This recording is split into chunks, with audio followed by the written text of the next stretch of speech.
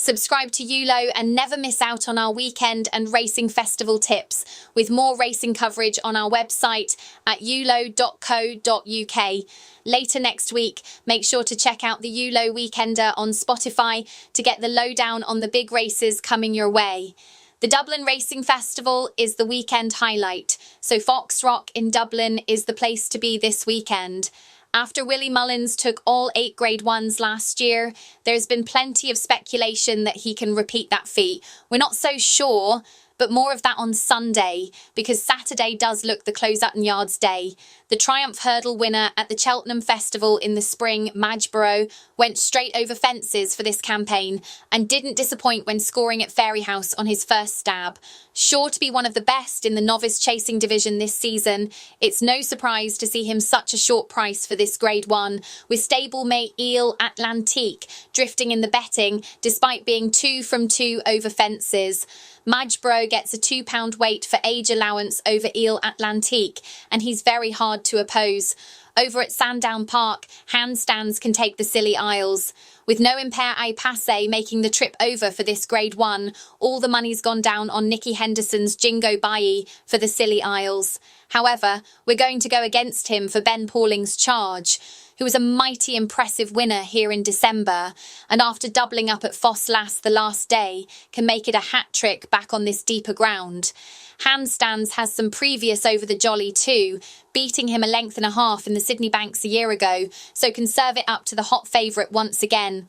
Caliph du Berlay is one going the right way for Paul Nicholls, so is sure to keep them honest in this field of 4, but Ben Pauling will be doing cartwheels when Handstands lands this. Saturday's Nap is the best staying chaser of his generation, Gallopin des Champs.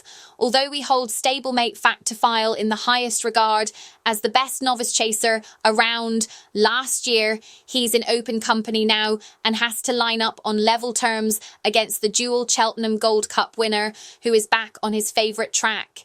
Beaten only once at Leopardstown, and that over hurdles, Gallopin des Champs had Fact to File over 7 lengths behind in the Savills Chase over course and distance the last day, and it's hard to see how Mark Walsh can bridge that gap, despite getting upsides of the selection over a sharper trip back in November.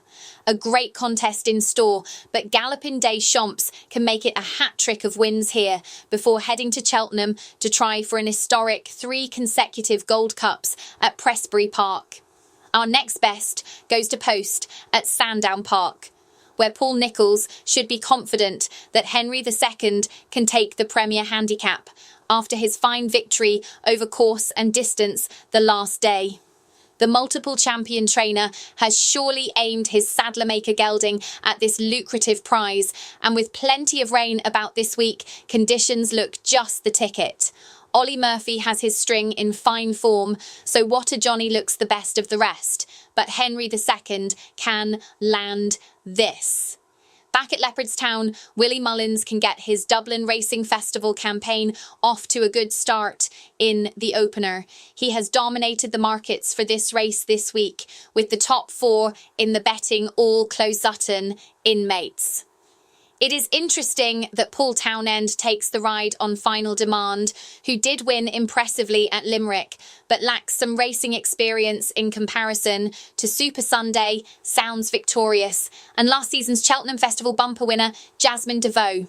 Super Sunday is the one that appeals the most, and was 14 lengths ahead of Jasmine DeVoe when they chased home our Nap, the yellow clay, in the Lawlers of Naas Novice Hurdle the last day. The step up in trip should suit, and Patrick Mullins is in the chair, so Super Sunday to get Willie Mullins off to a super start. Next up, the juvenile Grade 1 has gone to the Close-Utton Yard for the last 3 years, and St Lucy can make that 4.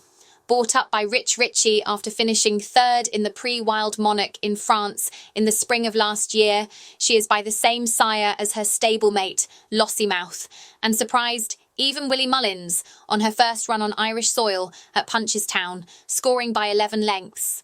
There should be plenty of support for the yard's second string, Lady Vega Allen, while Gavin Cromwell's Hello Neighbour completes the short list. In Leopardstown's Saturday closer, Sortudo gets our vote.